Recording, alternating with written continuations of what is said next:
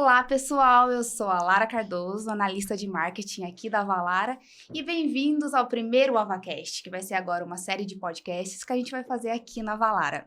E hoje nós temos a presença de 3 analistas aqui da Avalara, da área de conteúdo, a Natália Faro, o William Atanabe e a Alessandra Gripino, e a gente vai falar um pouquinho sobre as atualizações do mundo tributário. E aí, gente, tudo bem com vocês? Tudo bem. Animados para a gente falar um pouquinho sobre essa parte fiscal? Sempre. Vamos é um falar um desafio pouco do nosso dia a dia, né? tentar simplificar a rotina tributária para todo mundo e vamos ver como é que vai ser aí esse laboratório que a gente está começando hoje. Então, o nosso intuito é manter vocês atualizados sobre o mundo fiscal e a gente também, de vez em quando, vai trazer algumas entrevistas para deixar vocês sempre por dentro do mundo tributário. E, para começar, vamos falar sobre um assunto que é a TIP. William, o que aconteceu com a TIP nesses últimos meses? Que a gente foram várias mudanças e tivemos uma publicação de várias legislações, né? Você pode falar para a gente um pouquinho? Então, né, a TIP foi um caso bem atípico esse ano. É esperado a cada 5 anos, mais ou menos, ter uma grande alteração na TIP. Por quê? Porque a gente sempre tem a invenção de novos produtos, a adequação de algum produto que vem no mercado e não tem um código específico e ele vem para suprir essa lacuna, né? Mas acho que esse ano a gente teve um caso assim, bem especial porque teve muita norma regulando esse tributo e que acabou dando uma bagunça em todo mundo, né? Todo mundo acabou ficando meio perdido em algum momento. E aí, para começar, eu queria falar passar uma linha do tempo, né? Do que aconteceu desde o finalzinho do ano passado até agora. Então, em dezembro de 21, a gente teve um decreto que foi publicado em 31/12, que ele publicou a nova tabela de incidência do IPI. Ou seja, a partir de março ia valer essa nova tabela, né? E em fevereiro, a gente teve um decreto aí que ficou conhecido como Decreto do Carnaval, porque ele saiu justo na sexta-feira, assim, e não foi logo de manhãzinha, foi numa edição extra do Diário Oficial e que acabou pegando todo mundo de surpresa, porque ele fazia uma redução em muitos produtos dessa tabela, né? Então, acabou que muitas empresas emendaram o Carnaval e só ficaram sabendo dessa alteração lá na quarta-feira de cinzas, quando todo mundo voltou para o trabalho. E aí, em março, em abril, a gente teve outras alterações também, né? Que nem esse decreto do Carnaval teve um problema que eles reduziram, mas eles não previam um detalhe do cálculo, porque quando eles fizeram a redução, eles colocaram algumas alíquotas ficaram com mais de 2 casas decimais. Então, ficou 0,001, por exemplo, né? E aí veio um decreto em março corrigindo isso, falando, a gente só vale 2 casas decimais depois da vírgula. Esse foi o primeiro decreto de março. E a gente teve um outro, que esse foi um pouco mais traumático também, porque a gente Avalara, né? A gente se preparou para 1º de abril, a nova TIP tá rodando bonitinha lá nos nossos sistemas, no nosso motor de cálculo, já estava tudo preparado. E aí, na véspera da entrada dessa nova TIP, ou seja, quando era 30 de março, mais ou menos, soltaram um novo decreto falando fica postergado para 1º de maio a entrada da nova TIP. Tudo bem, assim, a gente estava preparado, mas também foi meio que um balde de água fria para a gente, porque a gente estava lutando, ficou um mês lutando, organizando o sistema, fazendo ajuste e tudo mais, e aí do nada vem isso e recomeça tudo de novo. Mas, enfim, né? A gente não podia fazer nada e esperamos. E foi mais um tempo também que a gente usou para adequar, corrigir alguma coisa que pudesse estar errada. Foi um momento que a gente usou para revisar também, né? E aí, abril a gente teve várias normas aí que impactaram o IPI, né? quando a gente não esperava que nada mais ia acontecer, né? Acontece de novo. A gente sempre é pego de surpresa surpresa na nossa área, O mundo né? tributário é assim, né? Exato. Cheio de surpresas, todo dia. Exatamente. E aí, a gente teve algumas alíquotas novas, né? Porque entraram alguns produtos, que depois eu vou entrar um pouquinho mais em detalhe do que aconteceu. Então, a gente teve essas novas alíquotas. A gente teve um decreto colocando as reduções lá do decreto do Carnaval nessa nova TIP. Então, eles publicaram um documento. Depois, eles publicaram outro documento com as reduções que eles instituíram lá no Carnaval. A gente também teve outro decreto que determinou a alíquota zero para alguns produtos.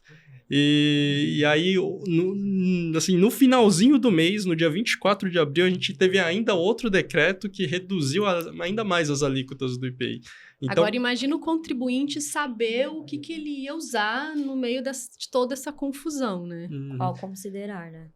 O que ele ia considerar. Isso. E também eu tive participo de alguns grupos de WhatsApp, o pessoal não sabia o que usar, quando que usava, o que aconteceu com a antiga, quando entra em vigor a nova. Então, foi um negócio bem tumultuado que aconteceu. E aí surgiu a ideia da gente criar uma linha do tempo, né, para organizar essas ideias, para ver qual que é a sequência, o que ia ser... e o que ia valer a partir de que data, e aí a gente conseguiu organizar essas coisas. E aí, para terminar esse assunto, no dia 29 de julho, a gente tem é uma sexta-feira, inclusive. Sempre é a sexta. Sempre uma sexta-feira. A gente teve a publicação de uma nova tabela inteira, assim. O que aconteceu? Esse decreto que vocês vão ver aí na tela, vai estar aparecendo para vocês, toda a sequência, ele revogou todas as anteriores, ou seja, falou, tudo que veio antes não vai valer mais, tá? Agora, o que vai valer é essa aqui, só que a gente teve um pequeno problema, né? Porque ela saiu numa sexta-feira, à noite, à tarde. Assim, sinceramente, eu não sei que horas ela saiu, porque eu acompanho o Diário Oficial todo dia, de manhã. De manhã não tinha saído, ele saiu mais pro final da tarde. Numa sexta-feira, sendo que na segunda-feira ele ia passar a valer. Ou seja, hoje a gente tem mais ou menos, umas 11 mil NCMs, né?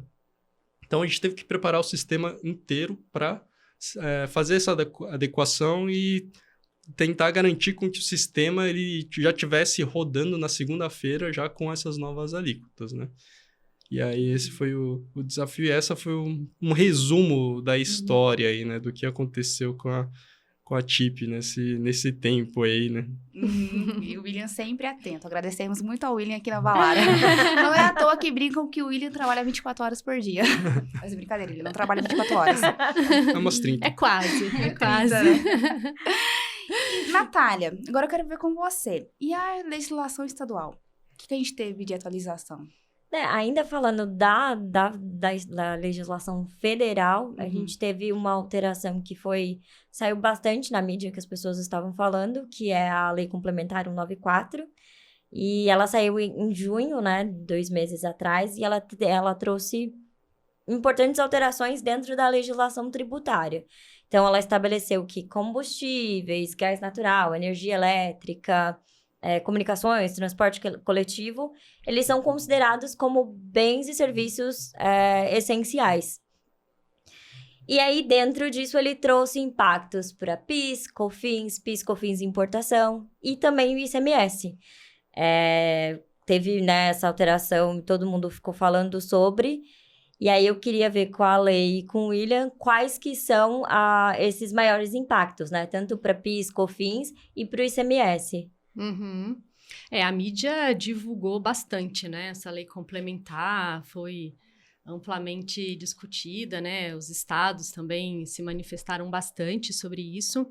E, assim, para os estados, essa lei complementar, ela vem colocando esses produtos que a Natália citou agora, né? Que se tornaram produtos essenciais, num patamar de tributação que não podia ser além da alíquota que é aplicada para as operações que a gente chama de operações regras gerais no Estado, né? O Estado, ele traz várias alíquotas para os produtos, aqueles produtos supérfluos, eles são tributados com uma alíquota maior, os produtos essenciais são tributados com uma alíquota menor, tem mais benefícios fiscais, né? E essa lei complementar trouxe essa obrigatoriedade que os estados colocassem esses produtos, os combustíveis, a energia elétrica, os serviços de comunicação, sendo tributados até 18% ou 17%, né? Dependendo de qual era a alíquota, de qual é a alíquota geral que os estados adotam. E aí os estados começaram a publicar as suas normas e aí vieram várias normas de tudo quanto é tipo, né? Então, tem estado que alterou o regulamento, tem estado que publicou um decreto só trazendo essa redução, tem estado que publicou lei, tivemos estado alterando através de informativos, de medidas provisórias, então a gente foi acompanhando aquelas legislações que iam sendo publicadas, né, para que a gente pudesse fazer as alterações necessárias. E também as vigências iniciais dessas alterações, elas também foram diferentes nos estados, né? Então, tiveram estados que retroagiram os efeitos para 23 de junho. Alguns estados entenderam que teria que vigorar a partir de julho, então foram várias datas dentro do mês de julho. A gente teve a alíquota que começou a vigorar a partir de 1º de julho, 2 de julho, 8 até 15 de julho, a gente teve essas vigências iniciais e um certo padrão na vigência final dessas alterações, né? Os estados, eles estão ainda vinculando essa vigência final à vigência da Lei Complementar 194 de 2022, então eles estabeleceram dessa forma, enquanto a Lei Complementar estiver vigente, nós vamos manter as alíquotas desses produtos que se tornaram essenciais, né? Dentro desse patamar que não pode ser superior à alíquota geral do estado. E aí a gente fez uma relação, inclusive a gente tem uma tabela onde a gente relacionou os estados, os atos publicados por cada estado, né, com as respectivas vigências, e aí vocês podem, acho que ficou mais consolidado, assim, mais fácil de entender por aí, tá? Eu queria só retomar um pouquinho, eu queria falar um pouquinho do ICMS com relação à TIP. Acho que é legal, assim, também falar um pouquinho do que as alterações da TIP, né, elas trouxeram para o ICMS, porque, assim, é uma tabela federal, né, uma tabela de incidência do IPI, mas que ela traz reflexos no ICMS também, né, na esfera estadual. Por que ela traz, né, Por que ela traz esse impacto? Porque, assim, os estados, eles usam a NCM, né, eles usam a classificação fiscal do produto para determinar qual vai ser a tributação daquele produto no estado. Então, eles dão um benefício fiscal ou eles definem um tratamento fiscal específico incorporando, né, aquela NCM da TIP aos seus regulamentos, aos seus decretos, né? E também para definir produtos que são sujeitos à substituição tributária. Então, o contribuinte, ao analisar a tributação das vendas que ele faz, o que ele precisa fazer? Ele precisa pegar essa NCM, né, essa classificação fiscal do produto que vem da TIP, conjugar essa NCM com a descrição daquele produto, que também, né, é trazida pela TIP, e os regulamentos também trazem as suas descrições. No caso da substituição tributária, a gente tem um código também, que é o SEST. Então, ele conjuga essas informações e daí, com essas informações corretas, ele define a tributação do produto dele. Então, assim, né, vocês imaginam se o contribuinte não fica sabendo de uma alteração tão importante quanto é uma nova TIP, né? Sim. Então, assim, não basta ele enquadrar corretamente o produto dele numa NCM, né? Ele tem que enquadrar numa NCM vigente, né? É claro que, assim, uma nova TIP, né? Acho que tem um ponto bem importante, assim, que a gente precisa falar, que, assim, uma nova TIP, ela não muda a tributação de um produto. Então, por exemplo, um produto, ele é classificado numa determinada NCM lá dentro do estado, e o fato de existir uma nova TIP não significa que aquele produto alterou a sua tributação com aquela NCM que estava na TIP anterior, né? Porque o produto continua sendo o mesmo produto, né? Ele só foi, às vezes, reclassificado, ou ele teve aquela NCM desdobrada. Então, é isso que o contribuinte tem que ficar atento. Ele tem que ficar atento a essas NCMs novas, mas isso não quer dizer que o produto dele mudou a tributação, né?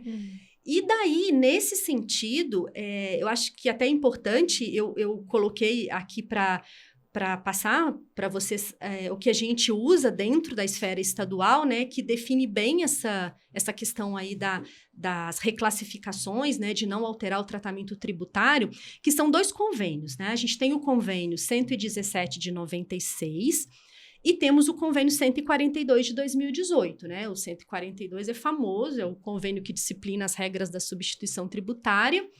E os dois, eles firmam o entendimento nesse mesmo sentido. Então, o que eles falam? Que todas as reclassificações, os agrupamentos e os desdobramentos de códigos da NCM, eles não implicam em mudanças no tratamento tributário dispensado por convênios e protocolos em relação a essas mercadorias e bens classificados nesses referidos códigos. Isso a gente falando de benefícios fiscais, de tratamento fiscal diferenciado que vem por convênios e protocolos que são assinados entre os estados.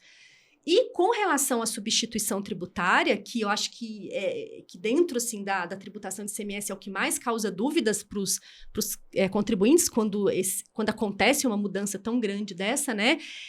Vem também no convênio 142 esse mesmo pensamento, né? Essa mesma linha. Ele diz assim, ó, que também não implicam em inclusão ou exclusão de mercadorias ou bens classificados nos códigos da substituição tributária o fato de ter mudado, de ter sido reclassificado, né? Então, eu acho que isso é um ponto bem importante também, né? Dentro do ICMS, que tem uma relação bem próxima aí com a alteração que a gente tem na esfera federal. E acho que só para complementar também, ali, a gente também está passando por um momento em que, a partir do... Desculpa. A partir do dia 1º de setembro, a gente vai ter a implementação de novas NCMs, né? Então, vão ter novas NCMs vigorando. E isso tem um primeiro impacto no federal, porque é a primeira forma que o pessoal divulga, né? Que o governo divulga. Sim. Então, passa pela TEC, que é do imposto de importação. Depois a TIP vai lá e vai colocar, vai implementar essas novas NCMs dentro da tabela. E também, ao mesmo tempo, né, os estados eles vão começando a soltar as legislações sobre essas novas NCMs, né? Então, é tudo interligado. Apesar de a gente está falando assim, esfera federal do IPI, esfera estadual do ICMS, no final é tudo interligado. É uma operação só, né? É um sistema, né? Fechado, que a gente precisa se conversar. Então, não adianta eu fazer o meu trabalho só e morreu ali. Não, eu tenho que conversar com a Alessandra, eu tenho que conversar com a Natália, integrando todo o time para, a partir de 1º de setembro vai ter isso, o IPI vai ter que calcular assim, o ICMS vai ter que calcular daquele jeito, então tudo vai ter que estar fechadinho pro sistema ele rodar. E assim, a gente precisa pensar que classificar um produto errado, né, implica em um contribuinte pagar mais imposto ou pagar menos imposto, né, ficar devendo imposto para o fisco e até de deixar de aplicar a substituição tributária, que é uma coisa super importante, assim, dentro do ICMS, deixar de reter imposto quando ele era o responsável pela retenção. Então, a gente vê, assim, inúmeras implicações, né, que alterações de NCM trazem para dentro das legislações estaduais e que os contribuintes precisam ficar muito atentos a essas novas, até para as novas NCMs, porque às vezes o produto dele, ele está enquadrado dentro de uma NCM que a TIP traz como outros, né? E às vezes foi criada uma NCM nova ou um X novo de IPI que define melhor o produto dele. Então, ele também pode fazer essa adequação, né, no seu sistema e conseguir classificar melhor, né, o produto dele. Acho que tem uma relação bem próxima. Enquanto a gente está aqui, já está tendo outras mudanças, né? Sim. O tempo todo. É o tempo todo. Além desses temas, quais outros assuntos que estão movimentando o mundo tributário? Agora em julho, né, teve um novo ajuste, que é o ajuste CNF, que saiu, o número 14, e esse ajuste ele vai dispor sobre retirada e devolução de operações de vendas pelo e-commerce. Então, né, vamos dizer que você comprou uma mercadoria e aí você não gostou do produto, ele está dentro, né, do prazo de devolução desse produto. E aí, agora vão existir esses pontos de retirada, né, ou de devolução. Então, você comprou lá, você quer devolver o seu produto, você não precisa, né, ir até um lugar, né, correio, ou emitir todo um processo para fazer. Você vai definir qual que é o seu local que você quer lá devolver o produto, e aí o comprador, né, o vendedor, ele vai retirar. Da mesma maneira, se você comprou alguma coisa, né? Geralmente, quem mora em casa tem mais esse problema. Você tem que, né, vamos... Tem que ter um porteiro, tem que ter alguém para receber. Precisa ver alguém para receber, não tem um porteiro. Então, você pode definir um ponto de retirada. Então, vou trabalhar todo dia, então passo por tal ponto. Melhor eu retirar ali, porque eu já garanto que eu tenho o meu produto.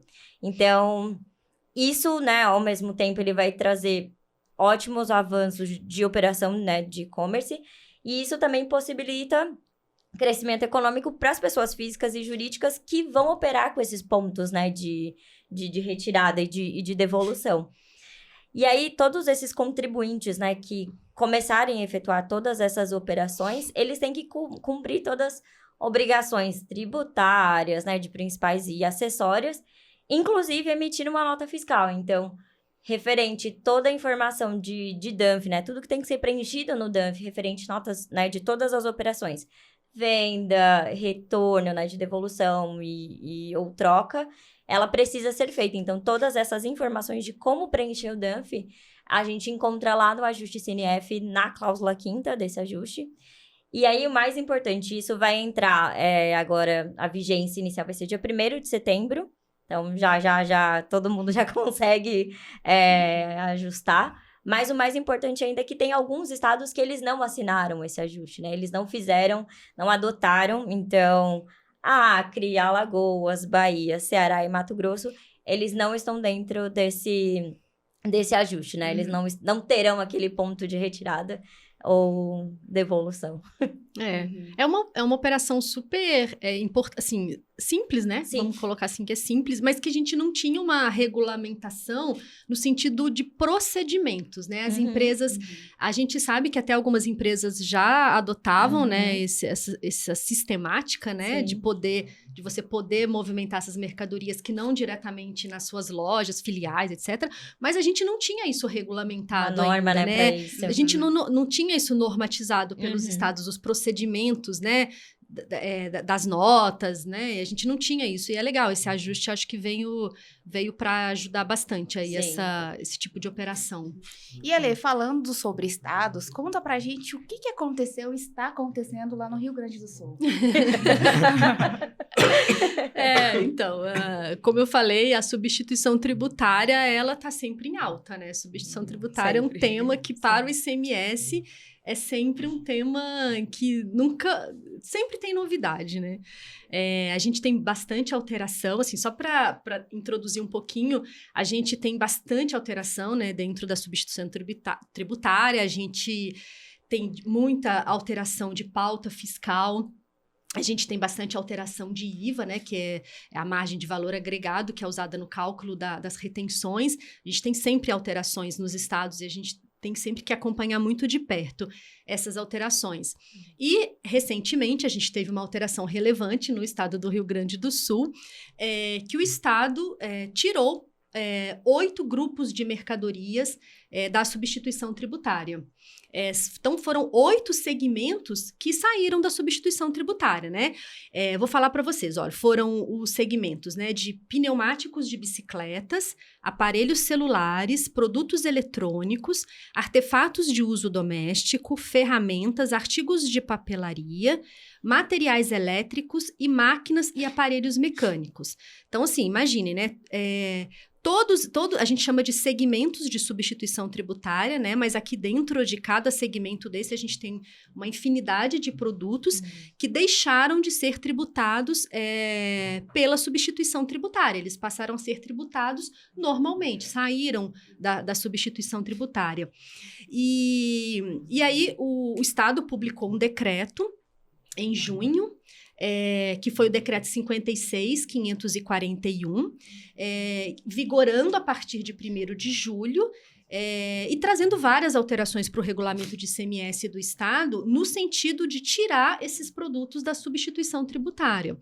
Foi uma alteração bem relevante, e antes do Estado se manifestar, né, de publicar uma norma, a gente teve em abril já o sinal de que o Rio Grande do Sul ia sair da substituição tributária desses produtos, porque nós temos os convênios e protocolos, que são acordos interestaduais que os estados fazem para aplicar a substituição tributária entre eles, né? Acordos que definem as regras da operação, definem margens de valor agregado que vão ser aplicadas nessas operações, e o estado do Rio Grande do Sul começou a sair desses protocolos.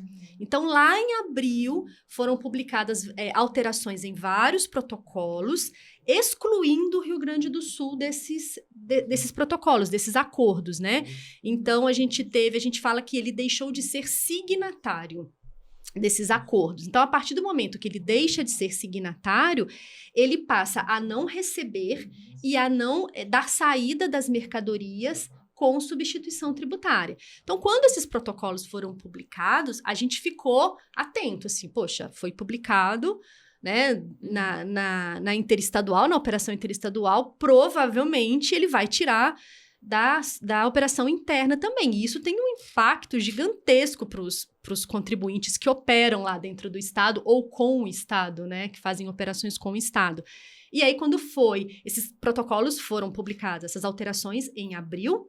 Quando foi em junho, o Estado publicou várias alterações lá no regulamento, tirando os produtos e dizendo, olha, a partir de 1º/7, esses produtos não estão mais na substituição tributária no Estado.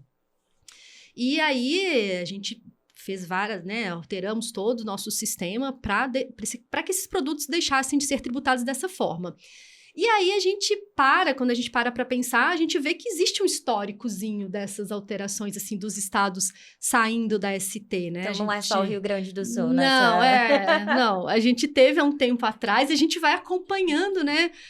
A gente teve um tempo atrás o estado de Goiás, que tirou vários produtos da ST. Aí, um tempo depois, veio Santa Catarina, que também foi tirando aos poucos, e de repente veio o Rio Grande do Sul. O Rio Grande do Sul foi mais agressivo, assim, ele chegou e já tirou 8 segmentos de uma vez só da ST, e pronto, e é isso, né? E daí, a gente acompanhando, né, essas alterações, a gente vai buscando, né, informações, porque a gente precisa entender esse movimento, né? Por quê, né? O porquê de estar tirando os produtos da ST? Porque a ST, ela foi criada lá atrás, né? No sentido de facilitar, né? Essas operações, né? Porque facilitar a tributação, facilitar a arrecadação, por parte do fisco, a fiscalização, né? Então, por quê? Por que está saindo da ST, né? E aí foi publicado no site da Secretaria da Fazenda do Estado do Rio Grande do Sul, aí nesse período aí que houveram essas alterações, ele publicou um comunicado no site dele, que é um comunicado interessante, onde ele detalha o motivo pelo qual tem questões econômicas, claro, né?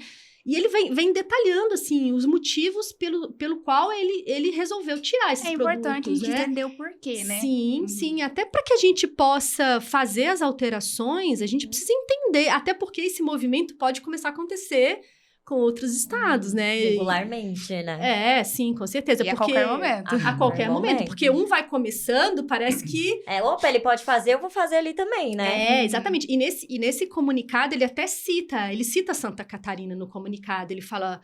Santa Catarina está aqui do lado e tirou um monte de produto da ST, né? Então, assim, eu preciso manter a concorrência no meu estado, né? Então, deixa eu me movimentar também, né?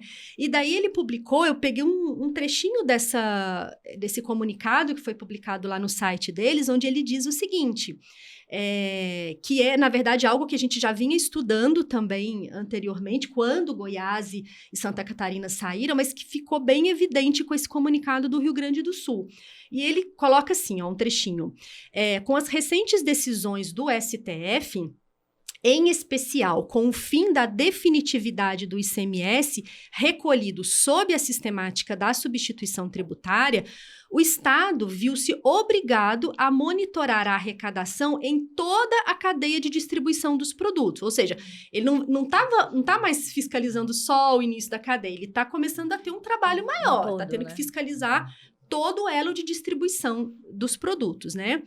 Aí ele parte um pouquinho para o lado do contribuinte. Já os contribuintes que recebem os produtos já tributados, por sua vez, passaram a fazer pagamentos adicionais. Então, ao invés de haver aquele pagamento, né, aquela arrecadação só lá no início da cadeia, começaram a haver pagamentos adicionais. Por que desses pagamentos adicionais? Porque quando... Aí ele continua aqui, né? Quando a base de cálculo da retenção ela é inferior ao preço final efetivamente praticado, há um recolhimento adicional.